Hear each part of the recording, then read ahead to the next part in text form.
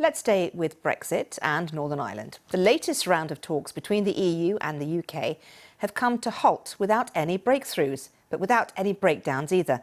That's according to the UK's chief negotiator, David Frost, with the main sticking point being the rules which govern the way certain products made in Britain can be sent to Northern Ireland, still part of the UK, but also within the EU single market.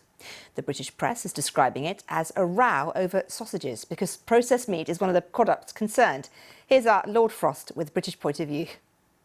The situation in Northern Ireland is a sensitive one, and the protocol is delicately balanced to support it. We don't see what risk is caused to Northern Ireland if chilled meats are imported there from GB. But will you allow those exports to continue regardless of what the EU says? So, as I said, we continue to consider all our options on that and other issues. Well, as for the European Union, the threat is that if the UK doesn't follow the rules, there will be a swift response. The EU's negotiator, Maros Sefcovic, says the relationship is at a crossroads. The UK has to abide by its legal obligations and perform these controls. Unfortunately, there are still numerous and fundamental gaps in the UK's implementation of our agreement. These gaps need to be filled by mutually agreed compliance path with concrete deadlines and milestones for the UK to fulfil its existing obligations. There is no other way around this.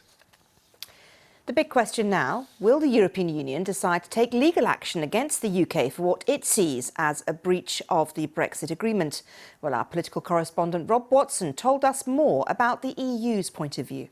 So I guess you could sum up the EU's view as they're not sure whether the British politicians who signed up to this agreement didn't understand what it was that they had agreed to in terms of the Northern Ireland Protocol, or whether indeed they never really intend to stick by it. So there's a lot of suspicion in Brussels, and Brussels feels as though the British government simply hasn't done enough to implement the Northern Ireland Protocol. And just to remind ourselves of what that is, it essentially means that for the first time you have a sort of a trade barrier between Northern Ireland and the rest of the UK and the rest of Britain. And that was in order to avoid a border on the island of Ireland, which could become a sort of target for paramilitaries. And all of that, of course, is because Britain opted for a hard Brexit, that is leaving the regulatory union of the single market.